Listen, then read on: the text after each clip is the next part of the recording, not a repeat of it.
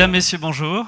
Bienvenue pour cette 8e édition du World Impact Summit, cette première édition à Paris, sur laquelle nous avons décidé de traiter d'une thématique, d'un fil rouge, rendre la transition écologique accessible et désirable. C'est ce qui va irriguer pendant ces 2 jours l'ensemble de nos travaux, de nos échanges, et qui va, je crois, vraiment pour le coup, nous éclairer sur comment est-ce qu'aujourd'hui, dans le contexte actuel, qui depuis 1 an est le bouleversement outre-Atlantique, a provoqué un recul profond sur les sujets environnementaux. Donc nous avons décidé de traiter de cette thématique. Nous avons aussi décidé, nous assumons, de porter le débat public, de porter le débat politique à l'intérieur du World Impact Summit. Aujourd'hui, demain, sur des séquences dédiées. Nous sommes très heureux de vous accueillir. Et nous sommes heureux d'accueillir pour l'ouverture de ce World Impact Summit le ministre de la Transition écologique, Monsieur Mathieu Lefèvre, que j'invite à me rejoindre sur scène, qui va ouvrir à mes côtés cette séquence de ce World Impact Summit 2026 et qui va éclairer avec nous la question de la désirabilité de la transition écologique et de son accessibilité. Je vous remercie d'accueillir Monsieur le ministre.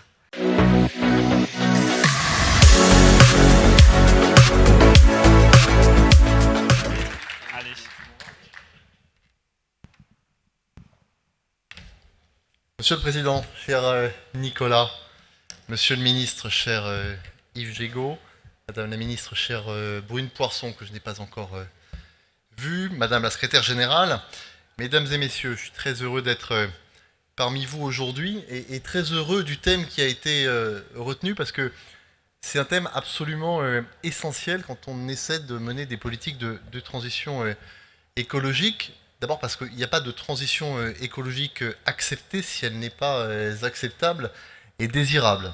Et il n'y a pas de transition écologique venue d'en haut, depuis un bureau à Paris, depuis une sphère administrative totalement déconnectée du terrain.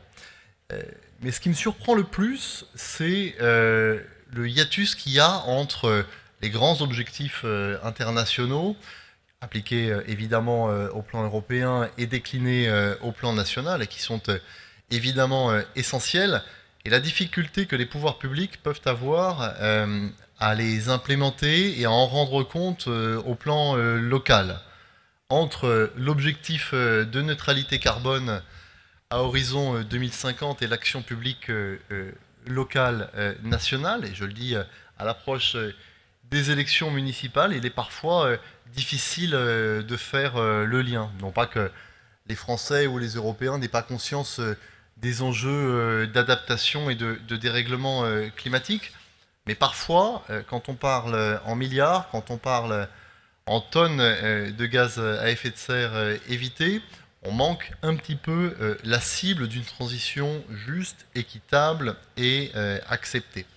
C'est la raison pour laquelle, me semble-t-il, il faut que nous puissions travailler collectivement, et c'est tout l'enjeu, me semble-t-il, du World Impact Summit, que je remercie pour son invitation, à une transition écologique qui soit déclinée au plan local, au plan territorial. C'est ce qui a été fait par le Premier ministre Sébastien Lecornu avec la poursuite des COP au niveau régional, et ce qui continuera à être fait à travers les enjeux de décentralisation qui vont nous occuper dans les mois à venir.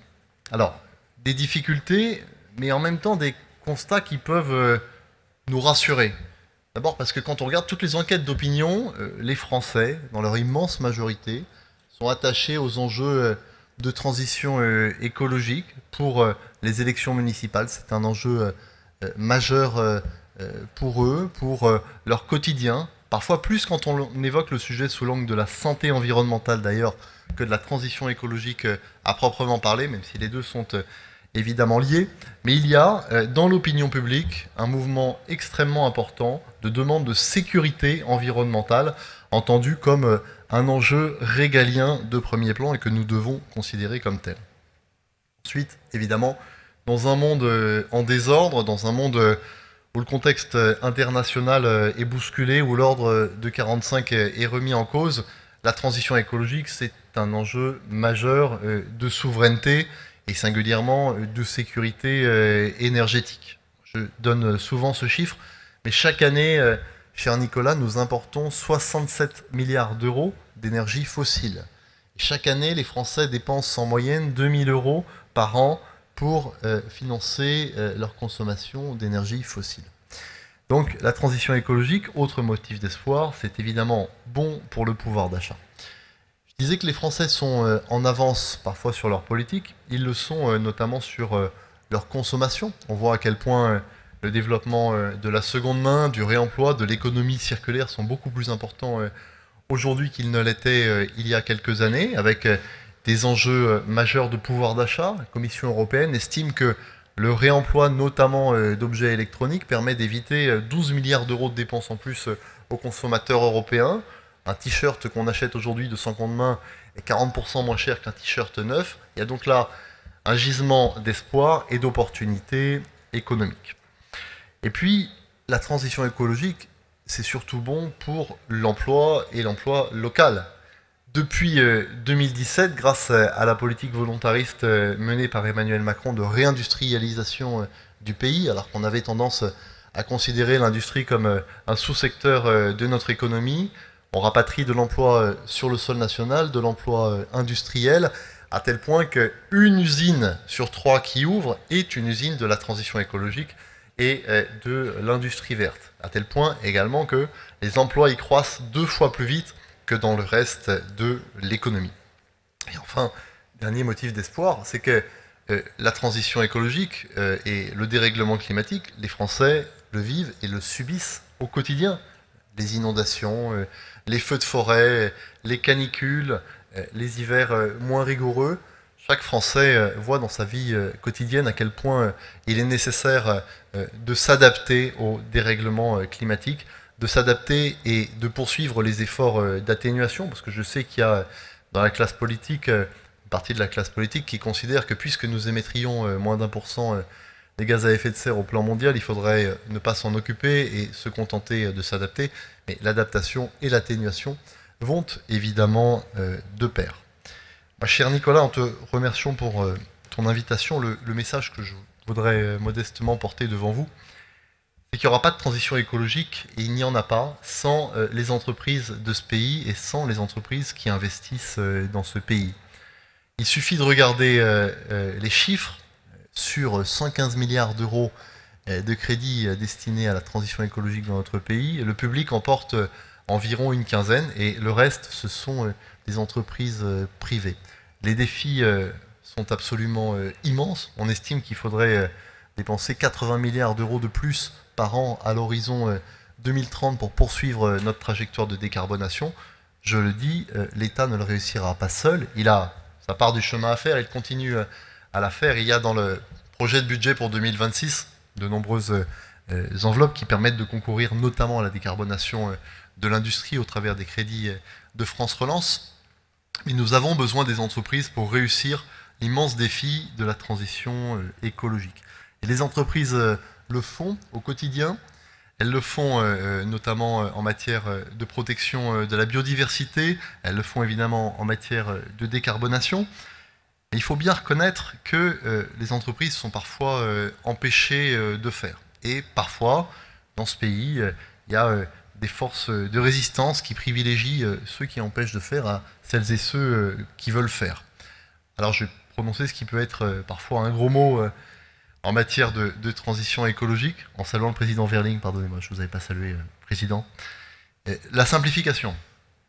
Nous avons besoin de simplifier notre droit environnemental. Simplifier, ça ne veut pas dire détricoter ou déréguler.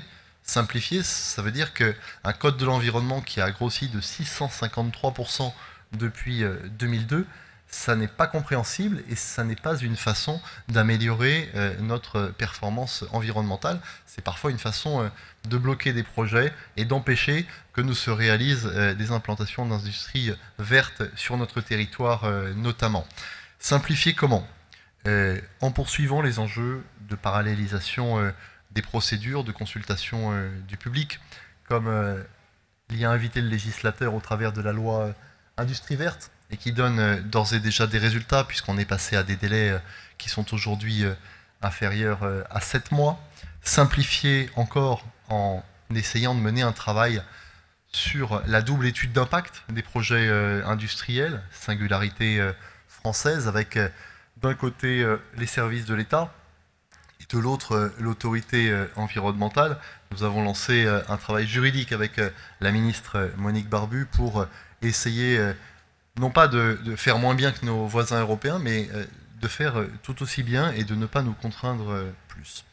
Simplification également en matière de contentieux, puisque le contentieux est évidemment un droit et un droit absolu, mais si l'on veut éviter le blocage administratif, encore faut-il que les intérêts à agir soient des intérêts à agir importants, ce qui n'est pas toujours le cas en matière de projets industriels. Simplifier également au plan du droit européen, avec tout le travail qui a été mené par Agnès Pannier-Runacher pour simplifier les obligations déclaratives en matière de reporting, là encore, sans rien renier de nos exigences environnementales, sans rien renier des impératifs de responsabilité sociale élargie, mais en essayant de faire tout aussi bien que nos voisins européens pour ne pas nous imposer des contraintes supplémentaires. Et puis simplifier également en matière d'économie circulaire, en revoyant probablement la gouvernance des filières d'économie circulaire, pour ne pas que l'impératif de performance écologique soit mis de côté, et pour ne pas non plus que l'impératif de rationalité et d'efficience économique le soit. C'est tout le travail que nous menons avec Monique Barbu. Voilà, je ne veux pas être plus long, mesdames et messieurs. Je vous souhaite des travaux riches, des travaux qui nous permettront à nous, décideurs publics, d'essayer non pas de rendre la transition écologique désirable et accessible, parce que je pense qu'elle l'est d'ores et déjà, et surtout elle l'est par sa nature, mais à tout le moins d'essayer de résoudre cette différence entre les grands enjeux du monde, les grands enjeux de l'ordre international, et la réalité vécue par les Français au quotidien, en bas de chez eux, chaque jour de la semaine. Merci à toutes et à tous. Merci, Monsieur le Ministre. En conclusion, je déclare donc ouverte cette édition du World Impact Summit, et j'ajouterai un petit mot dans les allées juste avant de monter sur scène. Quelqu'un m'a dit la phrase de Jacques Chirac en 2022 revient à l'actualité. Je dirais qu'il faut l'actualiser pour le coup, et qu'effectivement notre maison brûle et que nous regardons à nouveau ailleurs. Et c'est bien dramatique, donc merci d'être là, et merci à tous pour partager nos travaux et partager cette édition du World Impact Summit qui est désormais ouverte. Bons échanges, bonne visite, et à très bientôt sur les allées du salon.